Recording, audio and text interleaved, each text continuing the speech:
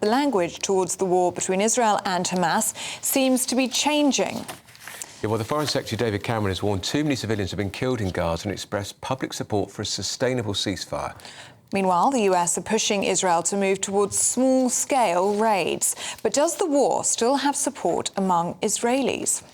Well, we're joined in the studio by broadcaster and lawyer Andrew Eborn. Andrew, there's a definite change in language. The Foreign Secretary writing a joint article with the German Foreign Secretary saying a sustainable ceasefire. Ceasefire doesn't mean a temporary pause in hostilities to allow humanitarian aid. A ceasefire means so you can start negotiating. Well, Israel are not going to negotiate with Hamas, and Hamas will not negotiate with Israel because they're a terrorist organisation that doesn't believe in a two-state solution, and they are determined to wipe Israel off the map. No, absolutely right. And as you say, the language has changed. It's sort of turning around and saying, OK, look, we recognise Israel's got the right to defend itself and it's a terrorist attack, and language about that. But the key to it, and it's always about language, isn't it? It's about the difficulty the BBC had declaring them to be a terrorist organisation when it's a prescribed one. And by law, what happens is it's an offence if you support a prescribed terrorist organisation. There are penalties appropriately.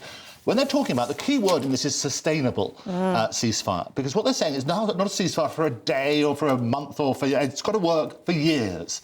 So they need to work on that sort of premise to drive forward that sort of narrative. But certainly I think it is absolutely a change. Biden's also come out on that sort of principle. And what's going to happen, I think, the spotlight will then shine on Netanyahu, who's got all sorts of questions to answer at the moment. And a lot of people, there's that movie about Wag the Dog, and you sort of turn around, if you remember that, and look in that sort of thing. And I think over the next few days, that pressure is going to increase, and I think Netanyahu will be very worried. Yeah, and on that point, I mean, the Defence Secretary, this is something that caught our eye this morning, didn't it?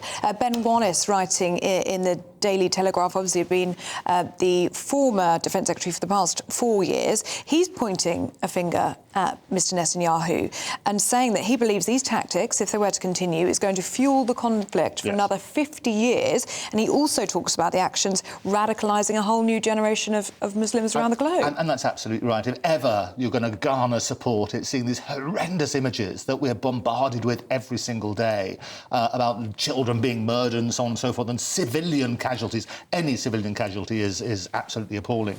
But what's happened is I live right in the heart of London, where we have the biggest possible community of everybody. We have the Israeli embassy over there. We have, obviously, there's the biggest mosque. We have the BBC just around the corner. And we see every single day they used to get on. A community was fantastic. You then have all these marches. And what's happened is the poison that you have in social media has spilled out onto the streets. And I think the more that you have these dramatic images of that sort of side, it's going to be appalling. But interesting that Ben Wallace pulls back from calling for a ceasefire. So it's a very nuanced article, but he says, I'm not calling for a ceasefire because of what we've discussed. Hamas are not content. They want to wipe Israel off the map. But he said what Israel must not do is destroy large parts of Gaza in its drive to destroy Hamas.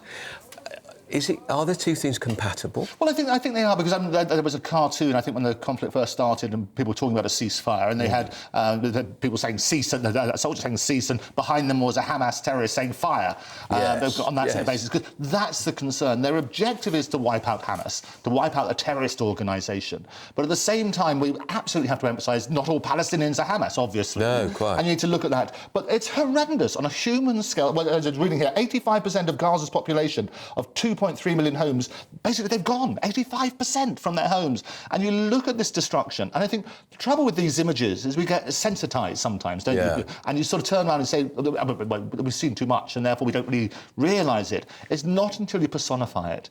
And I talk about, the lot of disinformation which is out there as well. And it's always about the first casualty in war is the truth. Right. And so whilst there are some horrendous images, there are also some which have been, my pet subject about AI, there's some which have been AI generated, just to trigger those heartstrings, pull those heartstrings to make it even more. So the whole manipulation of what's going on is really important. But at the end of the day, the human tragedy is appalling, and we do need to look at that. But lots of questions. But the language is so important. A sustained ceasefire, which is what they want. And Ben Wallace is saying that the level of the conflict, the level of the killings of Palestinians is a great recruiting sergeant for Hamas. Oh, absolutely. You turn around and say, these are the people who murdered your children.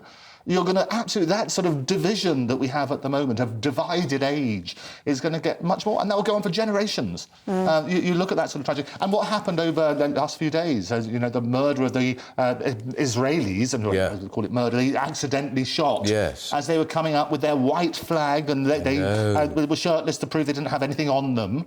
And to killed get by their own side. You're losing both sides on that sort of basis. So the pressure is absolutely on to find this ceasefire, but a sustainable one, as they say in the language, not days, not months, but years. Absolutely, very difficult indeed. Andrew Eborn, very good to see you this morning. Thank you very much.